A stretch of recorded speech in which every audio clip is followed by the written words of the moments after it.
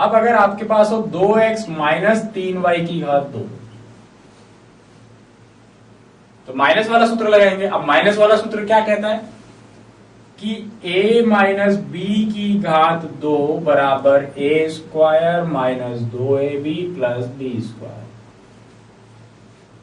a मतलब first चीज, b मतलब सेकेंड वाला चीज। तो सूत्र लगाएं, a यानी कि 2x उसका होल स्क्वायर, माइनस वाला है तो माइनस 2 गुणा 2x 3y और b मतलब जो सेकंड पे लिखा हुआ है, सेकंड पे कौन है 3y, इसलिए 3y का होल स्क्वायर।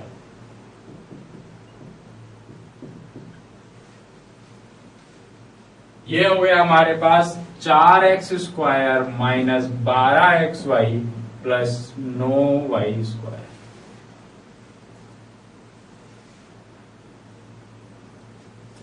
देखो ये 2x प्लस 3y था, वो 2x माइनस 3y है।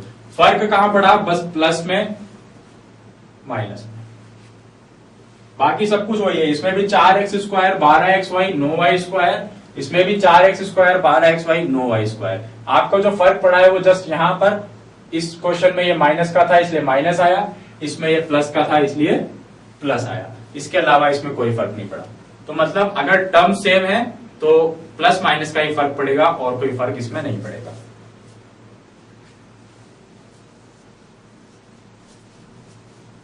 फिर हमारा तीसरा सूत्र जो हमने देखा था उस पे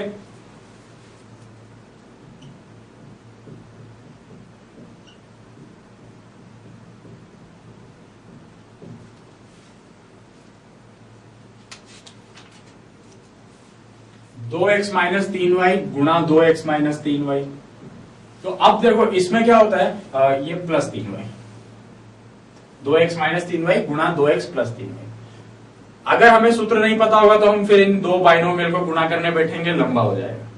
पर हमारा सूत्र हमें सीधे सीधे कहता है कि जब a प्लस बी और a माइनस बी दोनों गुणा हो तो आप directly a square minus B square लिख सकते हो।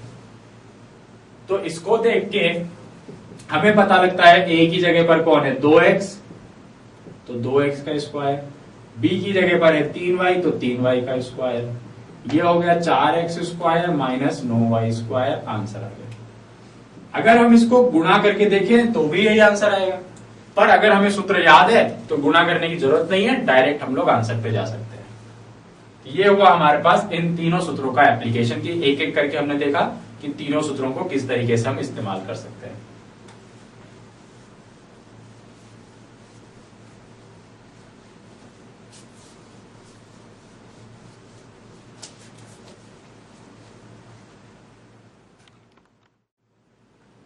अब इन सूत्रों पर ही हम कुछ क्वेश्चंस देखते हैं, उससे हमें पता लगेगा कि इनका इस्तेमाल हम लोग कहां कहां कर सकते हैं। तो देखिए हमारा जो क्वेश्चन है, पहला क्वेश्चन है कि 6x square minus 7y square को 6x square minus 7y square से गुणा करना है।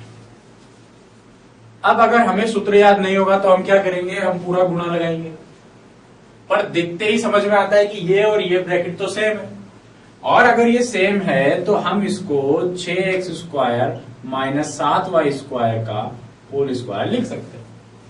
और ऐसा होते ही हमें दिखता है कि ये तो a माइनस बी का होल स्क्वायर बन रहा है, जो कि a square minus 2ab plus B square होता है। अब अगर ये होता है तो हम लोग क्या करेंगे, a माइनस बी के होल स्क्वायर के हिसाब से 6x स्क्वायर का होल स्क्वायर माइनस 2 गुणा 6x स्क्वायर गुणा 7y square plus 7y square का होल स्क्वायर। अब हमें सिर्फ स्क्वायर करना है, हमारा आंसर आ जाएगा। ये हो गया 36x की घात 4।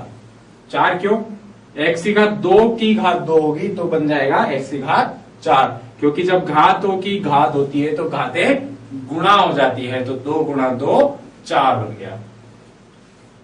माइनस 6 दूनी 12, 12 सत्ते 84, एक्स स्क्वायर गुणा वाई स्क्वायर प्लस 7 का स्क्वायर हुआ 49 और y की घात 4।